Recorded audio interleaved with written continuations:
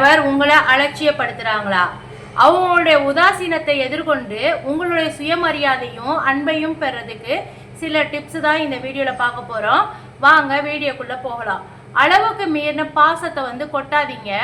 உங்கள் ஹஸ்பண்ட் உங்களை காயப்படுத்தும் போதோ இல்லை கோபமாக பேசும்போதோ பயந்துக்கிட்டு நடுங்கிக்கின்னு அவருக்கு காஃபி டீ டிஃபன் இந்த மாதிரிலாம் எடுத்துன்னு போய் கொடுத்து உபசரிக்காதீங்க. அப்படி செஞ்சிங்கன்னா நாம் எப்படி நடந்துக்கிட்டாலும் இவன் நம்ம உபசரிப்பா அப்படிங்கிற எண்ணமும் தாட்ஸும் அவருக்கு வந்துடும். அதனால நீங்கள் அவங்க காயப்படுத்தினாங்கன்னா அவங்க கிட்டேருந்து விலகி போங்க. சமையல் செஞ்சு வச்சா தேவையில்லாமல் உபசரிக்காதீங்க. உங்கள் வேலையை போய் பாருங்கள். நீங்கள் அவரை மதிப்பது போல அவரை உங்களை மதித்தா மட்டும்தான் நமக்கு அன்பு கிடைக்கும் அப்படிங்கிறத அவருக்கு உணர்த்துங்க. வாய் வார்த்தையை விட மௌனத்திற்கு சக்தி அதிகம். உங்கள் ஹஸ்பண்ட் உங்ககிட்ட ரொம்ப கோபமாக பேசும்போதோ இல்லை உங்களை பற்றி குறை சொல்லிட்டே இருந்தாங்கன்னா பதிலுக்கு பதில் பேசாதீங்க. பழைய கதைகளை இழுத்துட்டு பேசுறதையும் அவாய்ட் பண்ணிடுங்க.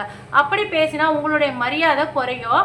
அதுக்கு பதிலாக அவர் நியாயம் இல்லாமல் பேசும்போது அமைதியாக ஒரு பார்வை பார்த்துட்டு எந்த பதிலுமே சொல்லாமல் அந்த இடத்த விட்டு நவுந்து போயிருங்க. அந்த மௌனம் அவருக்குள்ள உங்கள் ஹஸ்பண்டுக்கு 1000 குற்ற உணர்ச்சியை உண்டாக்கி யோசிக்க வைக்கும். தியாகம் அப்படிங்கிற பேரில் நீங்களே அழைச்சிக்காதீங்க.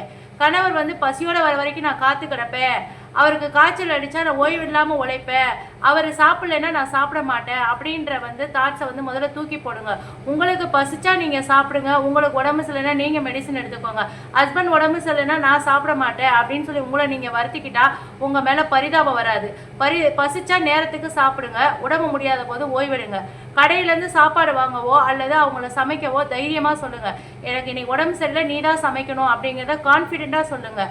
உங்களை நீங்கள் கவனிச்சுக்கிட்டாதான் மற்றவங்களும் உங்களை மதிப்பாங்க. உங்களுக்குன்னு ஒரு தனி அடையாளத்தை உருவாக்குங்க. எப்போவுமே ஹஸ்பண்டை டிபெண்ட் பண்ணி இருக்காதீங்க. அவர் கொடுக்குற காசை வச்சு தான் செலவு பண்ணணும் அப்படிங்கிற மைண்ட் செட்டில் இருக்காதீங்க.